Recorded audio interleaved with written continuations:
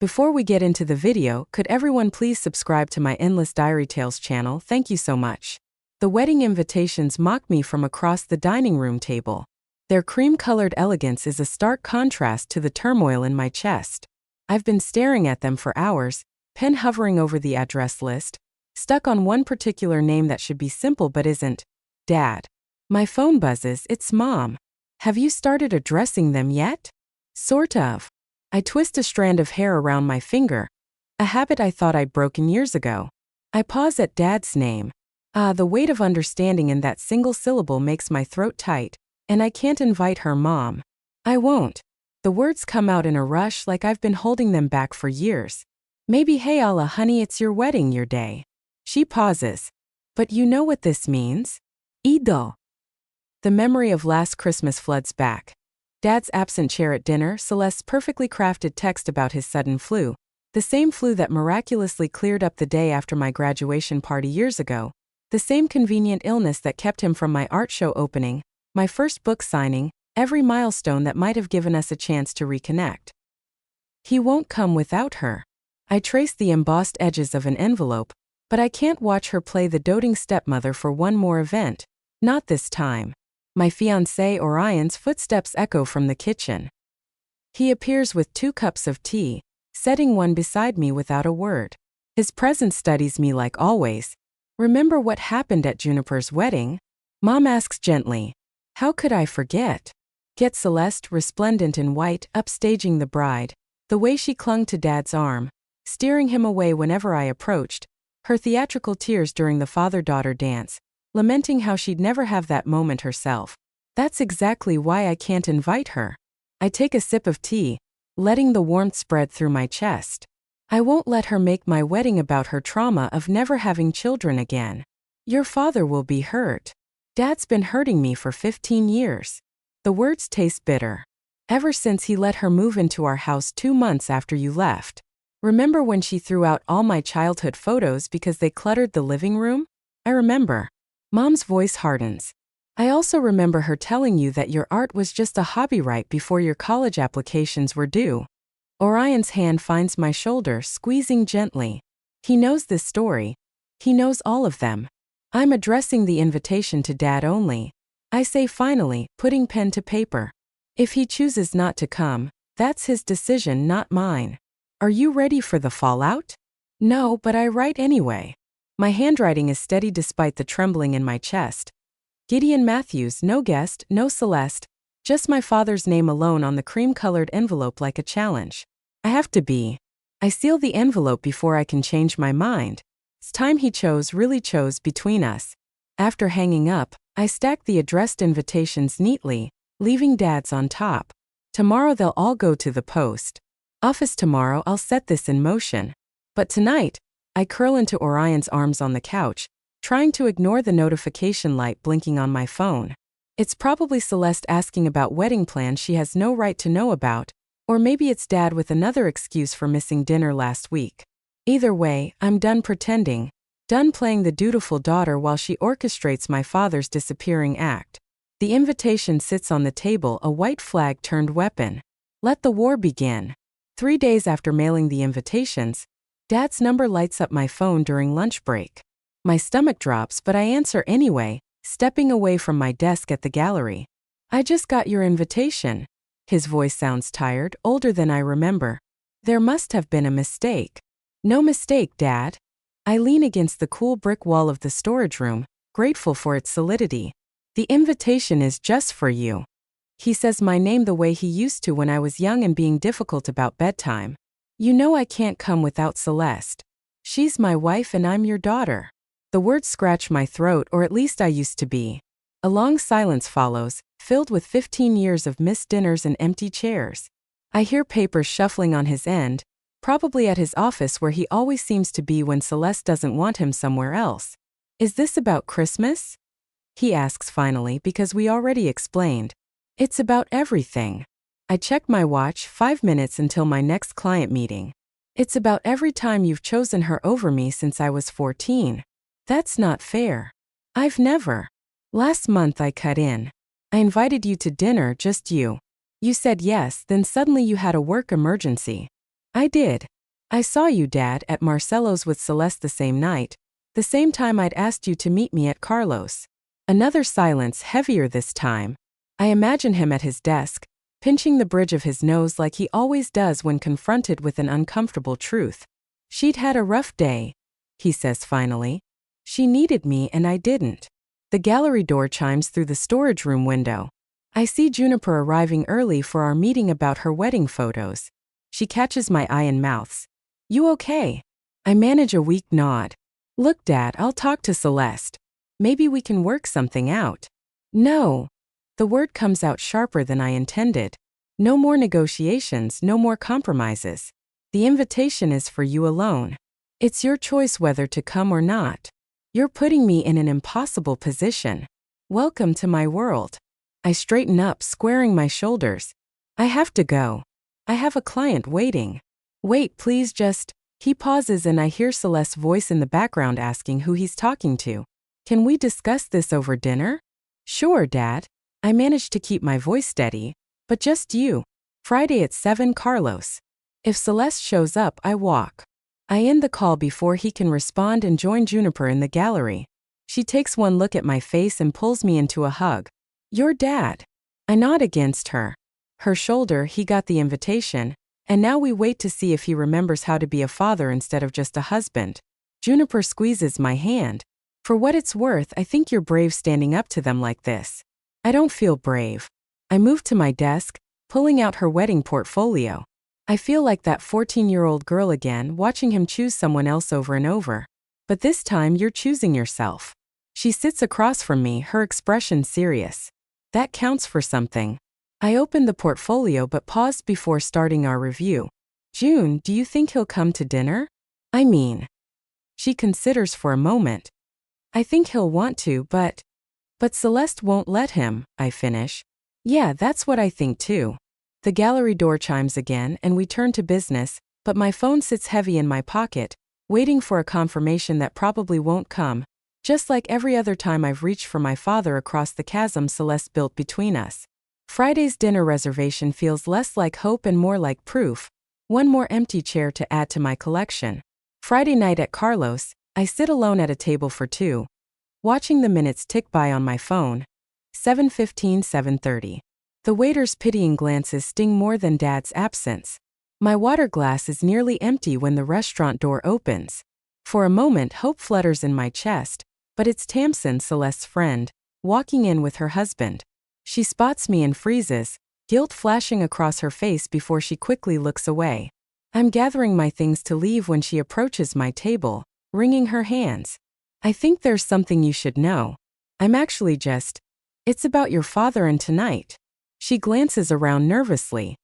Celeste was at book club yesterday, talking about how she'd made sure Gideon wouldn't come. The world tilts slightly. What do you mean made sure? Tamsin lowers her voice. She said she'd hidden his phone while he was in the shower, then called his office pretending to be his assistant. Something about an emergency client meeting tonight that couldn't wait. My fingers go numb around my purse strap. She what? She was laughing about it, saying she'd rather die than let him have dinner alone with you, that she'd worked too hard to. Tamsin stops abruptly, color draining from her face. I turn to see what she's looking at. Celeste stands in the doorway, her perfectly painted smile turning glacial as she takes in the scene. Tamsin, darling. Her voice carries across the restaurant. I didn't expect to see you here. Before either of us can respond, she glides over to our table. Oh, sweetheart, did your father not tell you he has an important meeting tonight? But I thought I'd stop by to keep you company instead. The lie rolls off her tongue so smoothly I almost doubt Tamsin's story. Almost. How thoughtful, I manage. But I was just leaving. Oh, but I insist. She slides into the empty chair, Dad's chair. We have so much to discuss about the wedding, like why my invitation? Ian seems to have gotten lost in the mail. Tamsin backs away, mouthing, I'm sorry, before fleeing to her waiting husband. I don't blame her. Celeste's smile hasn't reached her eyes in 15 years. It wasn't lost. I meet her gaze steadily. It was never sent. I see she signals the waiter. 2 glasses of Pinot, please. Now about this childish behavior of yours, did you really think I wouldn't find out? The words escape before I can stop them. About the phone, the fake emergency. Her smile doesn't waver, but something cold flickers in her eyes. I'm sure I don't know what you mean. You know exactly what I mean. You've been doing this for years, haven't you? Every time Dad tries to see me alone. Your father is a busy man. My father is a puppet. I stand up, my chair scraping loudly against the floor. And you're so terrified of losing control that you can't let him spend 2 hours with his own daughter. She reaches for my arm, her manicured nails digging in slightly. Sit down. People are staring. Good. I pull free. Let them stare. Let them see exactly who you are. I am your father's wife. You're nothing but a scared, manipulative woman who couldn't have children of her own, so you made sure no one else could have their father either. The slap echoes through the restaurant. My cheek burns, but satisfaction floods through me as heads turn and witnesses murmur and point. Finally, her mask has cracked. Thank you, I say quietly, gathering my things, for proving exactly why you're not welcome at my wedding. I leave her there, surrounded by whispers and stares, her carefully constructed facade lying in shards around her like broken glass. In my car, I text Dad. Ask Celeste about my cheek when she gets home. Ask her why everyone at Carlos saw her hit me. Then ask yourself why you're really missing dinner tonight. The response comes instantly. What are you talking about? I'm in an emergency meeting. I turn off my phone and drive away, leaving him to his comfortable lot and her to her crumbling control. Some battles aren't worth fighting. Some wars are won by walking away.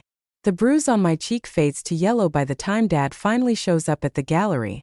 3 days of ignored calls, and now he stands among the abstract paintings, looking lost in their chaos of color and shape. You could have called first, I say, not looking up from my laptop. Would you have answered? He moves closer, stops at the edge of my desk. Your face, makeup helps. I click through another email, pretending my hands aren't shaking. Though I'm sure Celeste told you it never happened. She said you were hysterical, that you knocked into her hand when she tried to calm you down. A laugh escapes me, sharp and bitter. And you believed her? Of course you did. I don't know what to believe anymore. He picks up a framed photo from my desk, me and Juniper at her wedding. Everyone's telling different stories. Have you ever considered asking yourself why your wife needed to sabotage a dinner with your daughter? Answer. The gallery door chimes. Orion walks in, stops short when he sees Dad. His jaw tightens, but he keeps his voice neutral. Mr. Matthews, interesting timing. Orion. Dad nods stiffly. I was just leaving. Orion sets down a takeout bag. Or just making excuses. I can never tell with you. This is between me and my daughter. Nothing's been between you and your daughter for 15 years. Orion moves to stand beside me, his presence steady and warm. That's the problem. Dad's face reddens. You don't understand. I understand perfectly. I stand, finally meeting his eyes. You know what today is? He blinks, confused. It's the anniversary of Mom's wedding to Aller. 8 years ago, you promised to come to the reception, remember? Just for an hour, just to show we could all be civil. I had a migraine. That's what Celeste told everyone. But Tamsin saw you both at the country club that afternoon, perfectly healthy. Because heaven forbid you attend your ex-wife's wedding and make your daughter happy. That's not. He stops, looking trapped. It was complicated. It's always complicated with you, Dad. Every game night, every graduation, every milestone, there's always some reason you can't show up, and they all lead back to her. She's my wife and I'm your daughter. The words echo off the gallery walls. Or I was before you let her erase me from your life. Silence falls, broken only by the soft hum of the gallery's track lighting. Dad sinks into a chair, suddenly looking every bit his age. I never meant to choose, he says quietly. But you did. Every time. I pick up the wedding photo he'd been looking at. You know who walked Juniper down the aisle that day? Aller, my stepfather. The man who showed up to every art show, every birthday, every moment that mattered. He chose to be there, even though he didn't have to. Be. Please, I'm not finished. My voice stays steady even as tears threaten. You have one last chance to choose, Dad. My wedding. Just you being my father for one day. He stands slowly, reaches for me, then lets his hand fall. I don't know if I can. I know. I turn away back to my desk. That's the saddest part. He lingers by the door like he wants to say more, but in the end, he leaves without another word, the door chiming softly behind him. Orion wraps his arms around me as I finally let the tears fall. You okay? No. I lean into him, watching through the window as Dad's car pulls away. But I will be. Sometimes letting go hurts less than holding on. The takeout grows cold on my desk as we stand there, surrounded by abstract paintings that suddenly make perfect sense. Beautiful things born from chaos, whole pictures made of broken pieces. A week before the wedding, Mom calls with the news I've been dreading. Your father's selling the house. I nearly dropped my coffee mug. The house, my childhood home, where my height marks still climb the kitchen door frame, where my first painting still hangs in what used to be my bedroom. He can't. Celeste's already listed it. Tamsin told me they're showing. It's tomorrow. My hands shake as I pull up the listing on my phone. There it is. The Victorian with the red door, the garden where Dad taught me to plant sunflowers, the bay window where I used to read for hours. The description calls it a blank canvas ready for new memories. Mom's voice softens. Are you there? I have to go. I end the call, grab my keys, and drive across town before I can think better of it. The for sale sign looks wrong in the front yard, like a headstone marking the death of something precious. I park across the street, watching a realtor lead a young couple through the front door. A familiar car pulls up behind me, Juniper of course. Mom called her. She slides into my passenger seat without a word, just hands me a tissue I didn't know I needed. I was going to tell you, she says quietly. I saw the listing this morning. Did you know they're gutting it? My voice cracks. The listing says major renovation potential. They're erasing everything. Maybe you could buy it. I laughed bitterly. Celeste made sure that wasn't possible. The asking price is double what it's worth. Movement at the house catches my eye. Celeste emerges onto the porch, elegant in cream linen, playing the perfect hostess to the potential buyers. She spots my car and falters for just a moment before her smile returns, wider and sharper. She's doing this on purpose, I whisper. The timing, the price. It's punishment for the wedding invitation. I don't, but I'm already out of the car, crossing the street with purpose. Celeste's smile freezes as I approach. Darling. Her voice carries across the lawn, warning wrapped in sugar. What a lovely surprise. The couple turns, curious. I recognize the woman's hopeful expression, the same one I wore at 14, believing this house could be a fresh start. I should warn you, I say to them, ignoring Celeste's attempt to interrupt. The foundation is unstable. It has been for years. That's not. Celeste starts, but I press on. The basement floods every spring.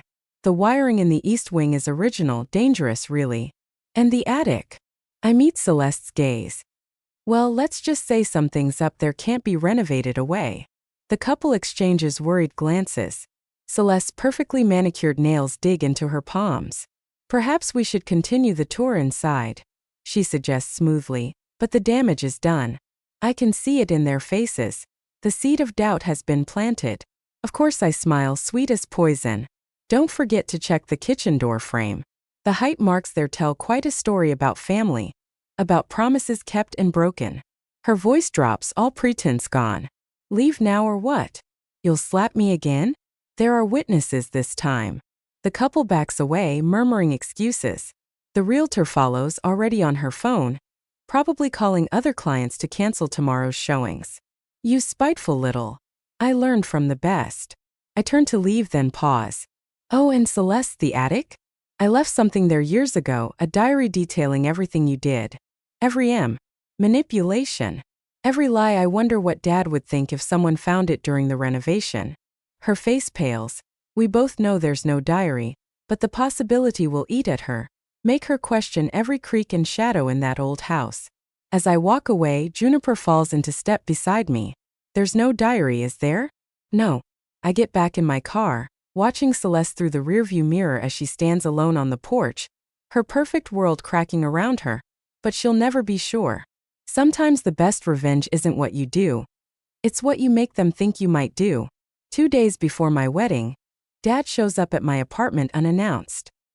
His hands tremble as he holds out a manila envelope. Celeste found this in the attic. My stomach drops. There was no diary, I'd made that up. But something in his expression tells me she found something worse. What is it? He pulls out a stack of letters, their edges worn soft with age. I recognize Mom's handwriting immediately. Letters she wrote me during our separation before the divorce. His voice cracks.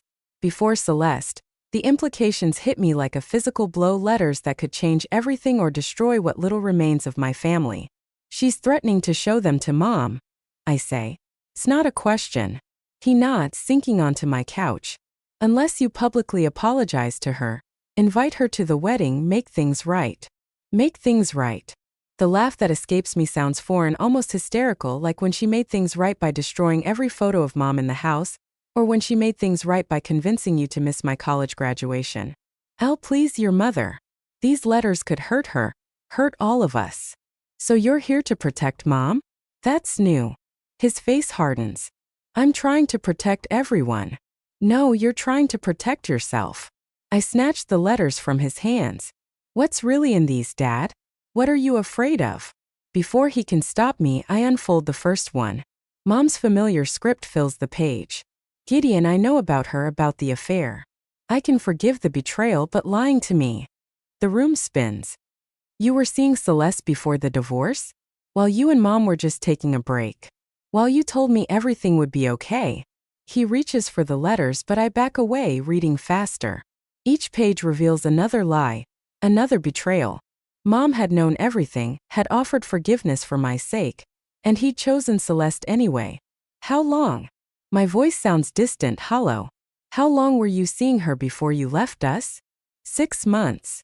He won't meet my eyes. She understood me, understood how to manipulate you. You mean? I throw the letters onto the coffee table. Get out. If you just talk to Celeste. Get out. Each word feels like glass in my throat. And tell your wife she can do whatever she wants with those letters. I'm done protecting your lies. He stands slowly, age and guilt weighing heavy on his shoulders. You don't mean that. Think about your mother. Mom survived your betrayal once, something beautiful with all these letters. I gesture at them dismissively. They just prove she was right to leave you. And what about your wedding? You'd really want me to miss it? The question hangs between us. 15 years of missed moments condensed into one final choice. You've been missing from my life since the day you chose her. I open the door. The empty chair at my wedding will just make it official. After he leaves, I sink to the floor. Letters scattered around me like fallen leaves. My phone buzzes, a text from Celeste. Your father told you our terms. You have 24 hours to decide. Another buzz. Family peace comes at a price, darling. Are you ready to pay it? I block her number, then Dad's. With shaking hands, I gather the letters and reach for my phone again. Mom, can you come over? There's something you should know. Sometimes the truth hurts more than lies, but at least it's honest pain. At least it's real. And maybe, just maybe, it's time everyone's truth came to light. The morning of my wedding dawns clear and bright, but I'm not at the venue. Instead, I'm standing in front of my childhood home, watching Tamsin hurry down the front walk, her face pale. I had to tell you, she says, glancing nervously over her shoulder. Celeste's been planning this for weeks. She told Gideon she found a lump and made him promise to take her to the hospital today. She's making him miss your wedding over a lie. My wedding dress hangs in a garment bag at the venue, where Mom and Juniper are probably wondering where I am. But this is my last chance to break Celeste's hold on my father. I stride up the familiar path, my key still fitting the lock despite everything. Inside, Celeste stands at the foot of the stairs in a silk robe, her perfectly made-up face betraying no surprise at my arrival. Shouldn't you be getting ready for your big day? Her smile doesn't reach her eyes. Oh wait, there won't be a father-daughter dance now, will there? Drop the act. My voice is steady, calmer than I feel. Tamsin told me everything. There is no lump, is there? Tamsin should learn to keep her mouth shut. Celeste's facade cracks slightly, but it doesn't matter. Gideon's already left for the hospital. Such a devoted husband, don't you think? Why? The question bursts from me. Why go to such lengths to keep him away? Because you need to understand. She steps closer, her perfume cloying. He's mine now, has been since before your mother knew. And I won't let you take him back. Take him back. I laugh, the sound echoing in the empty foyer. I don't want him back. I want him to see you. Really see you. He sees exactly what he needs to see. She reaches for her phone. Now, shouldn't you be leaving? I need to call Gideon. Tell him the news from the doctor. No. I snatched the phone from her hand. You're going to tell him the truth. All of it. Or what? Her smile turns cruel. You'll show him those old letters break your mother's heart all over again? Face it, you've lost. Actually, a voice says from the door. She hasn't. We both turn. Dad stands there, still in his suit, car keys dangling from his hand. Behind him, Tamsin gives me a slight nod before slipping away. Gideon. Celeste's voice rises an octave. The hospital called them. He steps inside, looking older than I've ever seen him. They have no record of any appointment, just like they had no record of my emergency client meeting last month. I was protecting you. You were controlling me. He moves to stand beside me, and I let you because it was easier than admitting what I'd done to Maris, to Allah, to myself. Celeste's composure shatters. Everything I did for us. No. I touched Dad's arm, feeling him trembling. You did it for yourself and now you've lost everything. She lunges for her phone, but Dad catches her wrist. It's over, Celeste. I've already called a lawyer. The silence that follows feels like a thunderclap. Celeste sinks onto the stairs, her perfect mask finally crumbling completely. The wedding starts in 2 hours, I say quietly. Your choice, Dad, but this time make it for the right reasons. I leave them there among the ruins of their carefully constructed lies. Outside, the morning sun feels warmer, somehow cleaner. My phone buzzes, a text from Juniper. Where are you?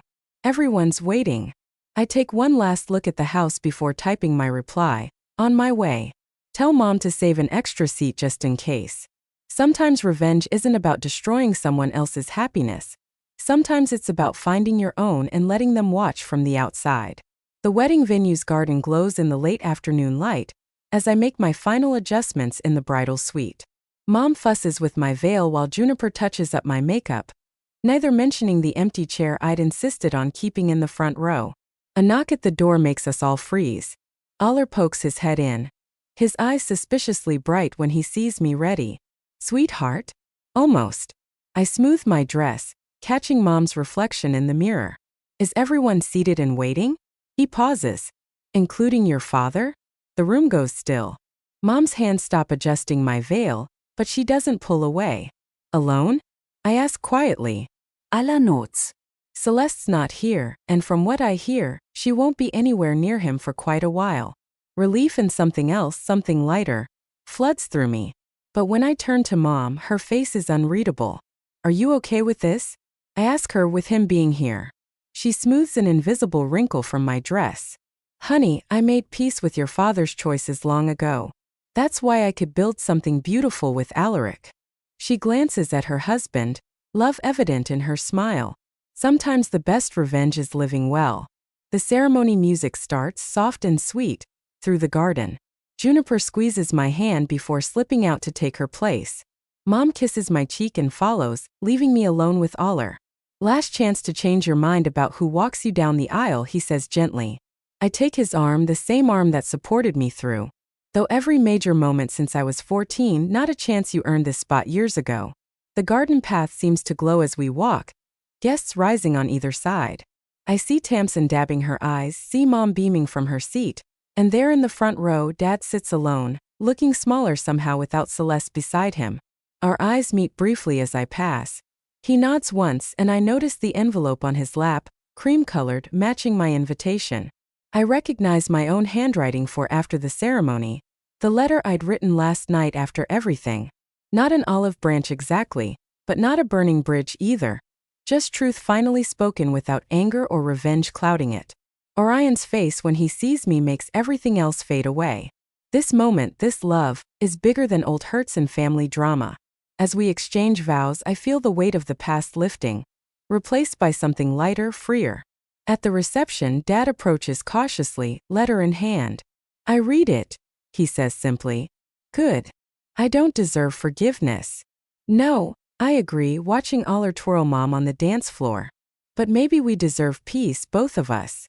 He follows my gaze to where Mom and Aller laugh together, their happiness untainted by the past.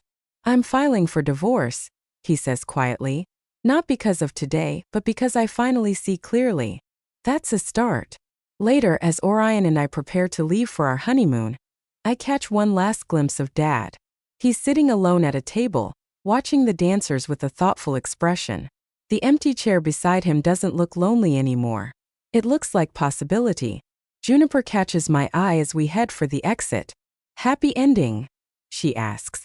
I think about the letter, about Dad's empty chair beside him, about Mom and Aller's love that grew from broken pieces. Not an ending, I say, just a better beginning. Sometimes revenge isn't about making others hurt the way you hurt.